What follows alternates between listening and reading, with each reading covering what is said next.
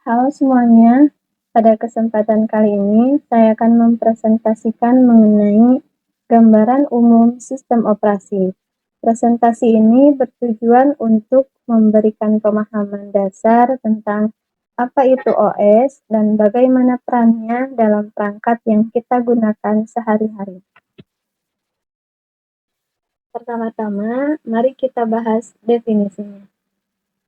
Apa itu sistem operasi atau OS?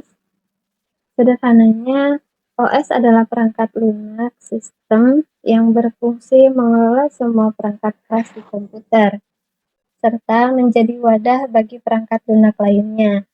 Tanpa OS, pengguna seperti kita akan sangat kesulitan berinteraksi langsung dengan komponen fisik komputer seperti prosesor atau memori. Sistem operasi memiliki beberapa fungsi utama. Yang pertama adalah manajemen sumber daya. Di sini, OS bertindak sebagai manajer yang mengatur bagaimana CPU, memori atau RAM, dan media penyimpanan digunakan oleh berbagai aplikasi agar semua berjalan lancar tanpa berebutan. Fungsi kedua adalah sebagai interface atau antarmuka. OS menjadi jembatan penghubung antara kita sebagai user dengan perangkat keras. Berkat OS, kita tidak perlu mengetik kode rumit. Kita cukup berinteraksi dengan tampilan yang disediakan untuk menjalankan perintah tertentu. Fungsi ketiga adalah sebagai platform aplikasi. OS menyediakan lingkungan atau tempat di mana aplikasi-aplikasi yang sering kita pakai seperti web browser, aplikasi Office, atau editor foto bisa dijadikan dan berfungsi sebagaimana mestinya. Setelah memahami fungsi-fungsinya, mari kita menilik sedikit ke belakang mengenai sejarah sistem operasi. Perkembangan OS tidak terjadi secara instan, melainkan dibagi menjadi beberapa generasi utama yang menunjukkan lompatan teknologi yang besar. Pada generasi pertama, sebenarnya belum ada sistem operasi seperti yang kita kenal sekarang. Semua instruksi atau program dimasukkan secara manual melalui blackboard atau papan kabel. Komputer saat itu sangat besar dan hanya bisa melakukan satu tugas sederhana dalam satu waktu. Masuk ke generasi kedua, mulai dikenal sistem yang disebut batch processing system. Di era ini, tugas-tugas atau job dikumpulkan dalam satu rangkaian atau satu batch, lalu dieksekusi oleh komputer secara berurutan. Ini jauh lebih efisien dibandingkan generasi sebelumnya. Pada generasi ketiga, sistem operasi semakin canggih dengan munculnya sistem multi-programming. Artinya, OS sudah mampu menjalankan banyak program sekaligus dalam satu waktu. Selain itu, diperkenalkan juga konsep time sharing, di mana beberapa pengguna bisa mengakses komputer secara bersamaan. Terakhir, generasi keempat atau era yang kita jalani sekarang, yaitu era personal komputer atau PC. Ciri utamanya adalah penggunaan GUI atau antarmuka grafis yang sangat ramah pengguna. Kita tinggal klik ikon dan menu seperti yang kita temukan pada sistem operasi macOS, Windows, dan Linux. Setelah memahami sejarahnya, sekarang kita masuk ke bagian teknis, yaitu struktur sistem operasi. Struktur ini menjelaskan bagaimana bagian-bagian internal OS diorganisir agar bisa menjalankan tugasnya dengan stabil dan aman. Model pertama adalah monolithic system. Bayangkan Ini seperti sebuah gedung besar tanpa sekat ruangan. Di sini seluruh sistem operasi berjalan sebagai satu program besar yang berada di dalam kernel. Kelebihannya adalah akses antar fungsi sangat cepat. Namun kekurangannya, jika ada satu bagian yang error, seluruh sistem bisa ikut terganggu. Contoh klasiknya adalah sistem MS-DOS awal.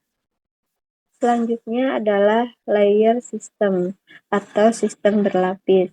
Di sini struktur OS dibagi menjadi beberapa lapisan. Aturannya ketat. Setiap lapisan hanya bisa berkomunikasi dengan lapisan di atas atau di bawahnya saja. Lapisan paling bawah berhubungan langsung dengan hardware, sedangkan lapisan paling atas adalah user interface sebagai tempat kita berinteraksi langsung dengan perangkat. Berbeda dengan sistem monolitik, microkernel mencoba membuat inti atau kernel sekecil mungkin. Caranya adalah dengan memindahkan sebanyak mungkin kode dari kernel ke tingkat pengguna atau user space. Hasilnya, kernel menjadi lebih ringan, stabil, dan jika ada layanan di luar kernel yang gagal, sistem utama tetap bisa dijalankan. Contohnya, OS yang menggunakan ini adalah QNX atau Minix. Terakhir adalah client-server model. Dalam struktur ini, sistem operasi membagi fungsinya ke dalam proses-proses kecil yang mandiri. Ada proses yang bertindak sebagai pelayan atau server, dan ada yang sebagai pengguna layanan atau klien. Mereka saling berkomunikasi dengan cara bertukar pesan atau message passing. Model ini sangat fleksibel dan banyak diterapkan pada sistem terdistribusi modern. Masuk ke bagian keempat, kita akan melakukan studi lanjutan mengenai jenis-jenis dan bagaimana sejarah berkembang sistem operasi dari masa ke masa. Memahami sejarah ini penting agar kita tahu bahwa teknologi yang kita gunakan sekarang bisa terbentuk. Dalam studi ini, kita akan menyoroti 3 poin utama. Bagaimana arsitekturnya berevolusi menjadi lebih efisien, bagaimana cara interaksi manusia dengan komputer berubah, hingga bagaimana klasifikasi modern sistem operasi saat ini sudah sangat canggih dan bervariasi. Pertanyaan mendasarnya adalah bagaimana manusia mengontrol komputer. Dulu, komputer adalah mesin raksasa yang sangat sulit dioperasikan. Namun, seiring berjalannya waktu, cara kita memberikan perintah terus berkembang agar menjadi lebih mudah dan intuitif bagi siapa saja. Era pertama adalah era CLI atau antarmuka baris perintah. Di masa ini, interaksi sepenuhnya berbasis teks. Pengguna harus menghafal dan mengetikkan perintah manual satu persatu. Sangat efisien bagi ahli, tapi cukup sulit bagi orang awam. Contoh yang paling terkenal adalah MS-DOS. Lalu muncul revolusi era GUI. Di sini kita mulai menggunakan elemen visual seperti icon, jendela atau Windows, dan yang paling penting adalah penggunaan mouse. Kita tidak perlu lagi menghafal kode, cukup klik dan geser. Era inilah yang mempopulerkan sistem operasi seperti Windows dan Mac OS di seluruh dunia. Sekarang kita berada di era NUI atau antarmuka pengguna alami. Interaksi tidak lagi memerlukan alat perantara yang kaku, melainkan melalui gerakan alami manusia seperti sentuhan langsung di layar atau touchscreen, perintah suara, hingga sensor gerakan. Contohnya, bisa kita lihat pada teknologi layar sentuh di smartphone kita atau voice assistant seperti Siri dan Google Assistant. Hari ini kita akan membedah salah satu komponen paling vital, namun sering terlupakan dalam dunia teknologi, kernel sistem operasi. Kita akan melihat bagaimana jeroan ini menentukan apakah komputer Anda bekerja dengan cepat, stabil, atau aman. Masuk ke arsitektur pertama, yaitu monolitik. Sesuai namanya, mono berarti satu. Di sini semua layanan OS disatukan dalam satu blok besar. Keuntungannya sangat cepat karena semua komponen berada di satu rumah yang sama. Inilah yang membuat Linux begitu perkasa di server-server dunia. Nah, mikrokernel adalah kebalikannya. Dia sangat minimalis. Inti kernelnya kecil saja. Driver dan sistem file dipindah keluar atau user space. Apa efeknya jika driver grafis Anda crash?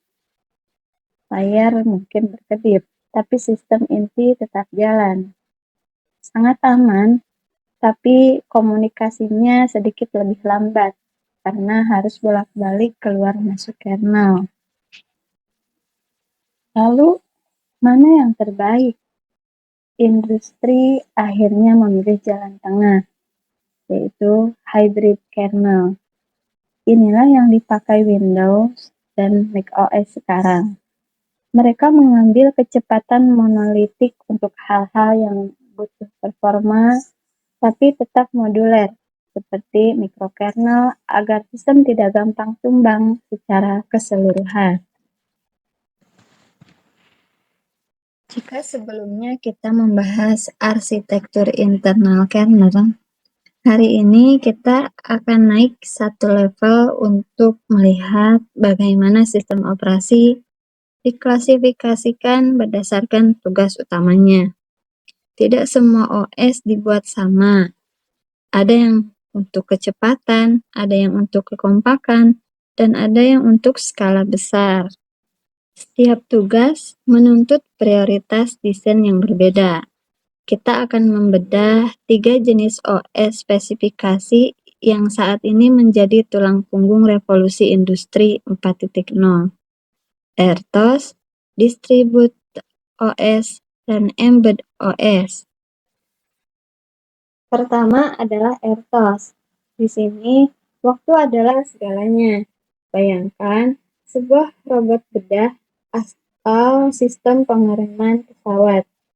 Jika OS terlambat merespons sinyal sensor, meskipun hanya 1 milidetik, konsekuensinya bisa fatal. RTOS menjamin hasil yang deterministik. Artinya, kita tahu pasti kapan tugas akan selesai. Kedua adalah Distribute OS. Pernahkah Anda berpikir bagaimana raksasa seperti Google atau Netflix menangani jutaan permintaan? Mereka tidak menggunakan satu komputer raksasa, melainkan ribuan server yang dikelola oleh satu OS terdistribusi. Pengguna merasa hanya mengakses satu sistem, padahal di baliknya ada ribuan mesin yang bekerja secara kolaboratif. Ketiga, Embed OS. Ini adalah OS yang paling dekat dengan keseharian kita. Dia ada di Smart TV, microwave, hingga dashboard mobil Anda. Fokusnya adalah efisiensi ekstrim. Dia tidak butuh fitur multimedia lengkap seperti Windows. Yang penting, dia bisa menjalankan tugas spesifikasi dengan sumber daya minimal selama bertahun-tahun tanpa henti. kesimpulan dan masa depan. Kemana arah sistem operasi selanjutnya?